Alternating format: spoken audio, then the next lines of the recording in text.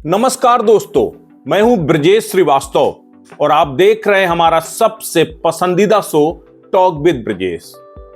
इन दिनों एक नाम की चर्चा पूरे देश में जबरदस्त तरीके से हो रही है।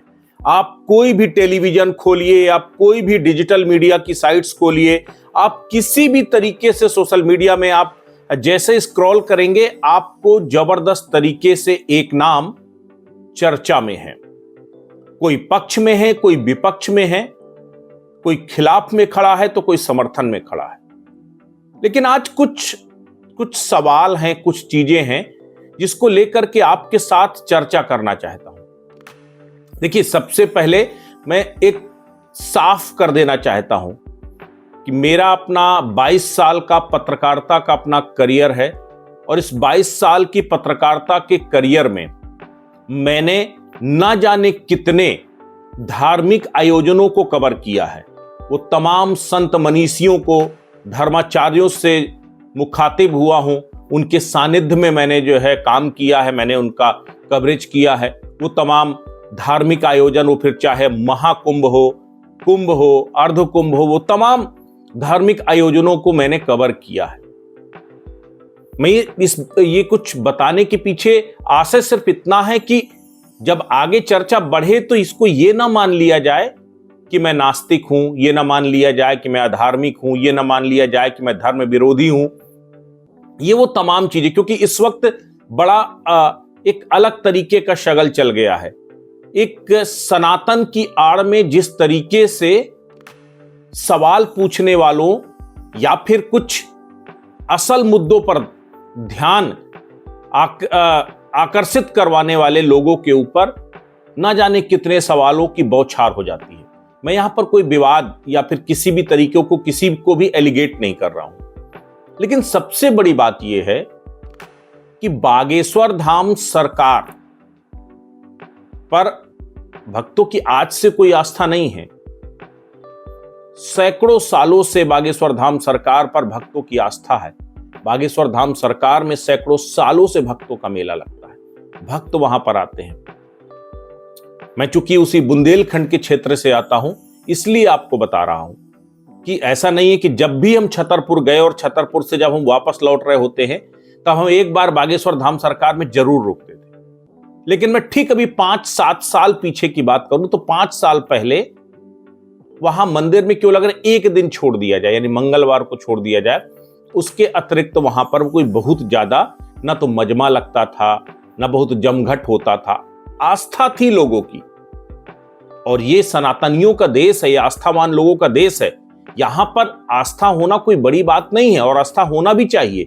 हम भी कहते हैं, मेरी भी आस्था, ईश्वर में आस्था है, मैं धर्माचार्यों को मानता हूं, संत मनीषियों के आगे शीश नवाता हूं।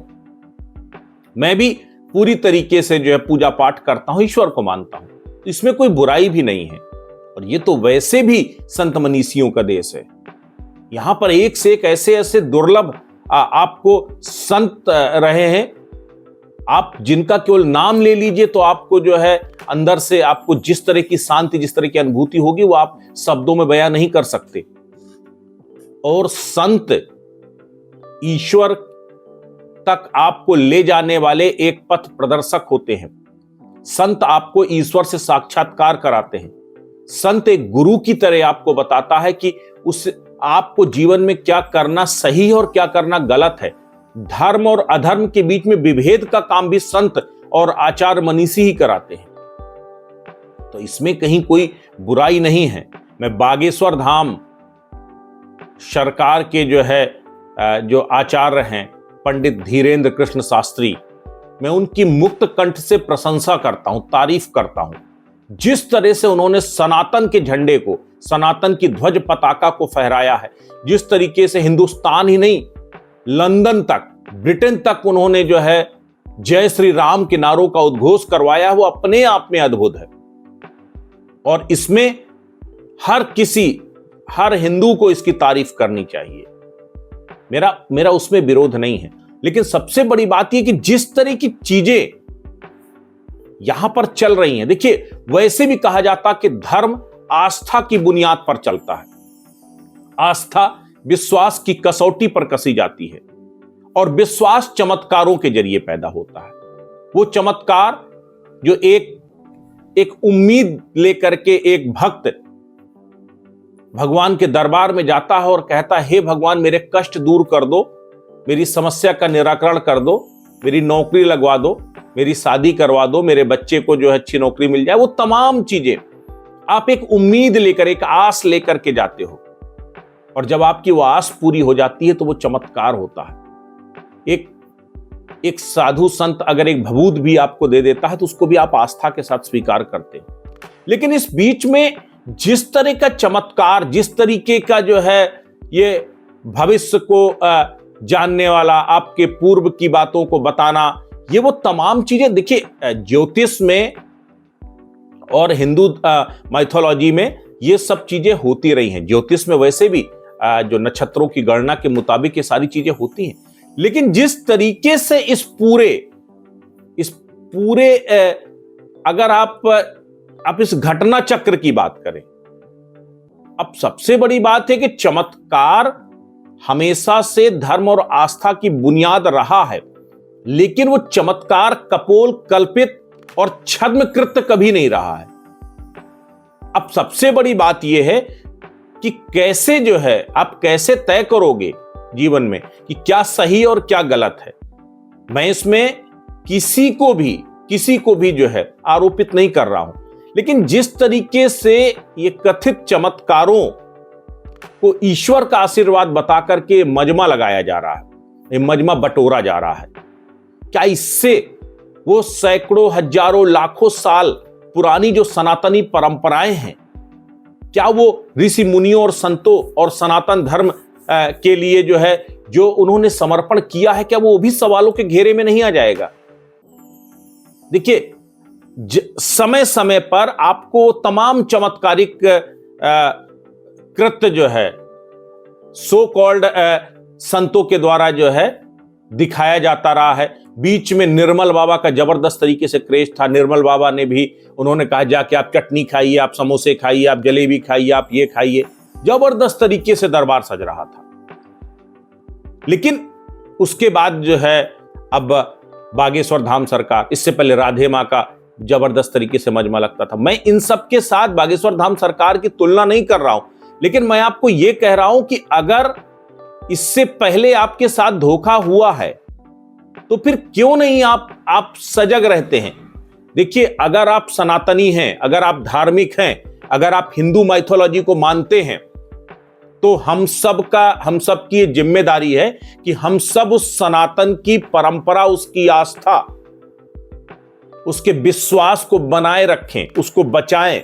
ये हम सब सनातनियों की जिम्मेदारी है। मैं इसलिए कहता हूं कि अगर आपके चमत्कारों को कसौटी पर कसा जा रहा है तो उसमें आपको जो है किसी भी तरीके से गुरेज नहीं होना चाहिए। और परीक्षा किसने नहीं दी है? परीक्षा तो सबने दी है। क्या प्रभु राम ने परीक्षा नहीं दी? क्या माता जानकी ने परीक्षा नहीं दी? और तो और भगवान शिव को परीक्षा देनी पड़ी, भगवान विष्णु को परीक्षा देनी पड़ी, भगवान कृष्ण को परीक्षा देनी पड़ी। परीक्षा किसने नहीं दी है? तो जब देवताओं ने परीक्षा दी है, देवताओं को कसौटी पर कसा गया है, तो फिर आप तो आचार्य हैं, आप तो एक कथावाचक हैं, आप तो एक जो है आप किसी गद्दी के महंत हैं, तो आपको कसौटी में क्यों नहीं कसा जाना चाहिए? क्यों नहीं आपसे सवाल पूछे जाने चाहिए? और क्यों जो सवाल पूछता है वो सीधे तौर पर जो है लेफ्टिस्ट लॉबी हो जाती है, सीधे तौर पर पश्चिमी सभ्यता से ओतप्रोत हो जाता है, वो तमाम सवाल उसके ऊपर खड़े होने लगते हैं। मुझे नहीं लगता ये सही है। अब सबसे बड़ी बात यह है कि जिस तरीके से पहले श्याम मानव के जरिए जो है सवाल खड़ा किया गया, उसमें कोई दिक्कत नहीं। सवाल खड़ा किया गया कि आप उसको साबित कीजिए, ठीक है। अगर वहां से सवाल खड़े हुए थे तो आप उसका जवाब देते। अब आपने जवाब देने की अपेक्षा आपने क्या किया? आपने मीडिया का मजमा लगाया। अचानक नेशनल मीडिया इस तरीके से बागेश्वर बाबा के पीछे पड़ गई। किस तरीके से एक एक चैनल में एक एक घंटे का इंटरव्यू दिखाया जा रहा है। कोई ऐसा नेशनल मीडिया नहीं है जो इस वक्त जो है बाबा का इंटरव्यू नहीं चला रहा हो। उसमें बुराई नहीं है, हमेशा से चलते रहे। लेकिन मैं सवाल ये कर रहा हूं कि आखिर क्या इतना बड़ा मसला हो गया कि इसके सिवा और कोई मसला है ही नहीं?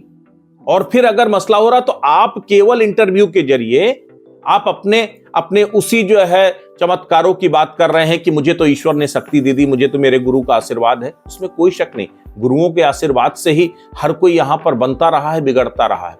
लेकिन सबसे बड़ी बात यह है कि आप जिस तरीके से आपाधापी में आप अपने आप को सच साबित करने में लगे हो, अपने आप को यह साबित करने में लगे हो कि जो मैं कह रहा हूं वो पूरी तरीके से सही है। उसमें एक प्रकरण का जिक्र करना चाहूंगा।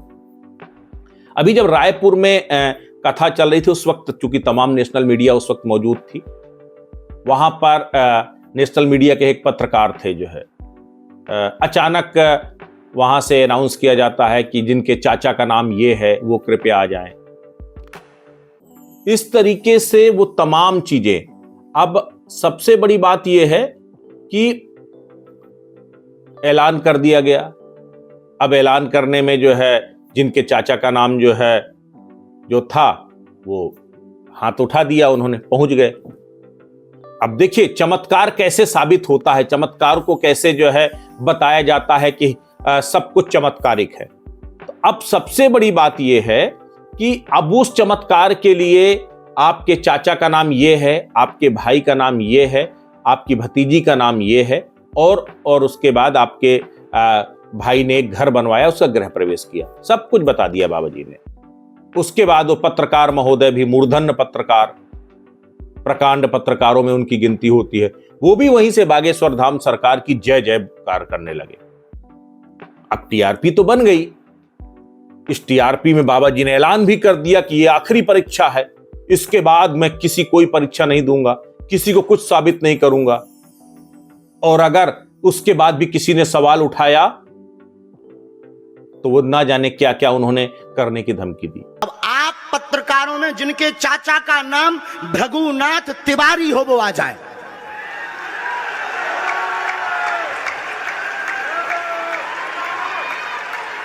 आपके चाचा का नाम भृगुनाथ तिवारी?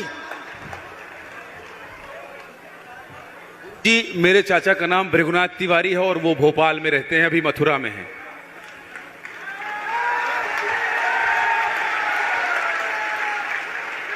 आज लेकिन हमने लास्ट अनुमति ली है अपने बालाजी से।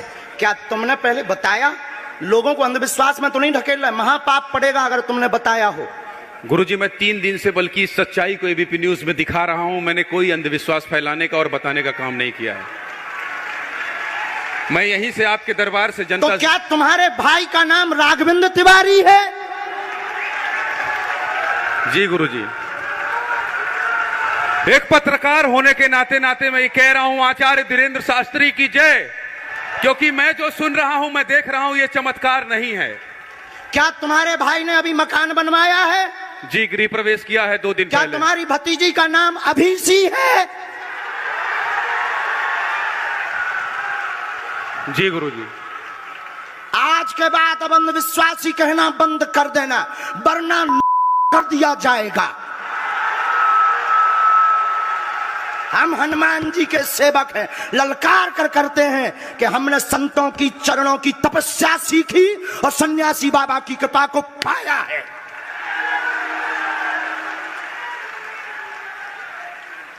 जो भ्रम फैला रहे, आज के बाद भ्रम बंद कर देना। और आज के बाद हम किसी को प्रमाण पत्र नहीं देंगे, न सफाई देंगे, ये शपथ गद्दी से खा रहे हैं। अब सबसे बड़ी बात यह है कि ये जिस तरीके से जो है ये पूरी छटपटाहट, अब आप फिर इस पर भी सवाल खड़े हो गए कि ये सारी जानकारियां भले ही आपको जो है पत्रकार ज्ञानेंद्र तिवारी ने आपको ना बताया हो, लेकिन ये सारी जानकारियां ऑलरेडी उनके फेसबुक के प्लेटफॉर्म पर थी। उनके फेसबुक पेज में ऑलरेडी एक जानकारी बाकायदा उन्होंने जो है, हम आपको टीवी स्क्रीन पे वो दिखा भी रहे हैं, एक आपको तस्वीर दिखा रहा हूं मैं। अब आप तय कीजिए, ये सारी जानकारियां अगर एक सोशल मीडिया प्लेटफॉर्म पर हैं, फेसबुक प्रोफाइल पे आपके बाकायदा पड़ी हुई हैं, तो कोई भी अदना सा व्यक्ति आपको पढ़ करके बता सकता है। तो क्या यह संभव नहीं है क्या? उसको आप बताइए कि आखिर ये कौन सी आपके पास विद्या है कौन सा ऐसा चमत्कार है जो दूसरों के पास नहीं। और सबसे बड़ी बात है केवल आचार्य धीरेन्द्र कृष्ण शास्त्री, देखिए कोई भी विद्या पीढ़ीगत नहीं होती। अगर आप सनातन को समझते हैं तो यह ध्यान मान लीजिए, कोई भी विद्या पीढ़ीगत नहीं होती। कोई भी गुरु का आशीष ऐसा नहीं है कि आपको मिल जाए तो आपके भाई को मिल जाए, आपके दूसरे भाई को मिल जाए, आपकी बहन को मिल जाए, आपके पिता को मिल जाए, ऐसा नहीं होता। सिद्धि उस व्यक्ति के पास होती है जो सिद्धि जगाता है, जो सिद्धि को जो है जागृत करता है, जो सिद्धि को प्राप्त करता है। आप आचार्य धीरेन्द्र कृष्ण शास्त्री के आप घर चले जाइए, उनके दूसरे भाई भी इसी तरह से विद्याओं को बताते हैं, तीसरे भाई भी इसी तरह से विद्याओं को बताते हैं। तो ये वो तमाम चीज, ये क्या पेशेगत विद्या है क्या, जो है जो केवल इनके परिवार को ही मिली, बाकी किसी को नहीं मिली? इसमें कोई शक नहीं है कि जो काम आचार्य धीरेन्द्र कृष्ण शास्त्री कर रहे हैं वो चमत्कार बहुत कम लोगों में होता है। उनकी वाणी अपने आप में, वाणी में वो ओज है, वो तेज है कि कोई भी व्यक्ति प्रभावित हो जाए। तो अगर आपके पास वो विद्या है, आपके पास वो कौशल है, तो सवाल अभी इससे पहले ज्योतिर्मठ के शंकराचार्य जो है मुक्तेश्वरानंद जी ने, उन्होंने सवाल खड़े किए। उन्होंने कहा कि अगर आपके पास विद्या है तो उस विद्या का सदुपयोग कीजिए ना, आइए और जोशीमठ के क्रैक्स को रोक दीजिए। जोशीमठ में जो जिस तरीके से तबाही, उस तबाही को रोक दीजिए। आप पहले से क्यों नहीं आगाह? अगर आपके पास ये विद्या है तो आप पहले से आगाह क्यों नहीं कर देते हैं कि यहां पर जो है यह आपदा आने वाली है, उससे पहले जो है सरकार जाग जाए। आप जन कल्याण की, लोक कल्याण की बात कर रहे हैं तो लोक कल्याण के लिए जो है आप तैयार रहिए ना। लोक कल्याण के लिए आप अपने आप को जो है पेश कर दीजिए ना। जरूरी है कि जब कोई आपके दरबार में आएगा, जो है अर्जी लगाएगा, तभी वो होगा। ये पूरा देश अर्जी लगा रहा है कि जो है आप जन कल्याण का काम कीजिए। चमत्कार दिखाने वाले हम उनको फूल बिछाएंगे कि आओ और ये जो मकान में दरार आ गई है, हमारे मठ में आ गई है, उसको जोड़ दो। फूल बिछा करके उनको ले आएंगे और फिर झुक करके पलकों पर बिछा करके उनको वापस करेंगे। दिखाओ ना चमत्कार। हम लोग तो, सारे देश की जनता चमत्कार चाहती है कि कोई चमत्कार हो जाए। कहाँ हो रहा है चमत्कार? एक नारियल जो पहले से हम लाए हैं उसमें से हम चुनरी निकाल दें, कौन सा? अच्छा मान लो चुनरी नहीं, उससे सोना निकल जाए गोला, उससे जनता का क्या भला होगा? तो जो चमत्कार हो रहे हैं वो जनता की भलाई में अगर उनका कोई विनियोग हो तो हम उनके जय जयकार करेंगे, नमस्कार करेंगे, और नहीं तो ये चमत्कार जो है छलावा है, इससे ज्यादा कुछ नहीं। तो कहीं ना कहीं ओवरऑल अगर देखा जाए तो सवाल हैं, और अगर अंतर्मन में सवाल हैं तो सवाल पूछे जाने चाहिए। आस्था तब परिपक्व होती है जब उसको उन सवालों के जवाब मिलते हैं। यूं तो दो अलग अलग चीजें हैं। धर्म और विज्ञान दोनों को आप एक साथ करके नहीं देख सकते। जब आप धर्म की बात करेंगे तब आप आस्था की बात करेंगे, तब आप विश्वास की बात करेंगे, और विश्वास के साथ अंध जुड़ा होता है। यानी विश्वास और अंधविश्वास के बीच का जो फर्क है वो सच्चा धर्म और झूठे धर्म के बीच का भेद करता है। तो हमें यह समझना होगा, हम ना तो बागेश्वर धाम सरकार पर सवाल उठा रहे हैं, ना आचार्य धीरेन्द्र कृष्ण शास्त्री पर सवाल उठा रहे हैं।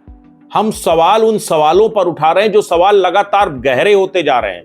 उस व्याकुलता पर सवाल उठा रहे हैं कि अचानक मीडिया में आप आकर के एक के बाद एक इस तरीके से रिएक्ट कर रहे हैं कि मानो बस अब ये आखिरी है और यहां से जो है सब कुछ छूट जाएगा अगर आप अपने आप को ये साबित नहीं कर पाए। आखिर इतनी व्याकुलता, इतनी जल्दबाजी क्यों? अगर आप सच्चे हैं तो समय के साथ सब कुछ बदल जाएगा। समय के साथ आपको सारे सवालों के जवाब मिल जाएंगे। इसलिए हम साफ तौर पर कहते हैं, मेरा अपना मानना यह है कि सनातन को किसी चमत्कार की जरूरत नहीं है, और चमत्कार के दम पर हिंदुस्तान और जो है ये वैदिक सनातन जो परंपराएं हैं वो चमत्कार की बुनियाद पर नहीं बैठी।